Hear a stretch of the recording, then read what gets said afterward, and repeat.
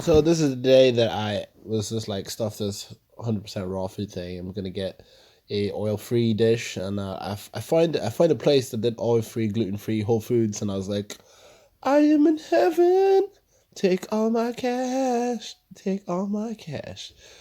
And the people there were just so lovely, very accommodating, and as you can see, lots of whole food, fresh veggies, quinoa. Uh, I got the jackfruit, pulled jackfruit thingamabob, and I also find in Jamaican place they do like rice and beans, and they didn't cook it without oil, but they didn't cook it with oil, and I was just like, just take my cash, just take it all.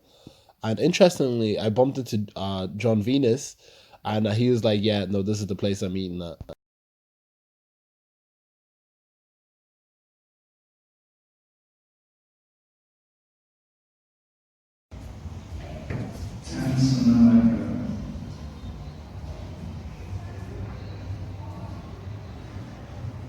And now the jaw.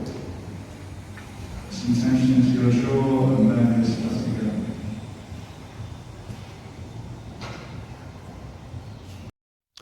So I saw Dr. Michael Clapper, and I was just like, oh damn, I'm getting a photo with the OG, and here it is. I would put him up there with like John McDougal and stuff like that. So it was really, really nice to meet him, and really give a good speech. This world to be okay. And our decisions, what we do and what we don't do, is all in the cause of healing this world, of healing the life around us. So the vegan stance, when we enter any scene, if you're truly vegan, the thought, whether it's in words or just your feelings, the real thought and feeling inside is, how can I help? What can I do to make things better? That's the vegan approach to life. Lines of the article, it's time at least refrain from putting down the people who are trying to light a path to a livable future. The vegans are right. The vegans were always right. The world will heal, the forest will come back, they'll take carbon dioxide out of the air, the soils will stabilize, the waters will run pure again, there'll be enough food to feed everybody, the wars will stop. Being a vegan world is a viable world. Hello, everybody. I'm here with Maureen. Hi. And you've got some news to share. I have. I came here with my daughter and her best friend, who are both vegan. Obviously, it's a vegan compound. And I'm ashamed to say that yesterday on the way up, I ate a bacon baguette, and I was just like, nothing's going to change my mind. And then being here with these amazing people, the food, and then watching the virtual reality. That's it. So I am now officially vegan. I have all my badges, and I'm really excited. And I need to go and find my daughter and tell her, and she's not going to believe me. Awesome. Hopefully she doesn't see this first. You can tell her.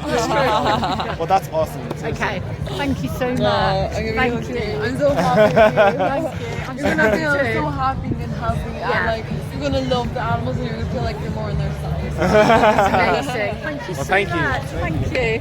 Thank you.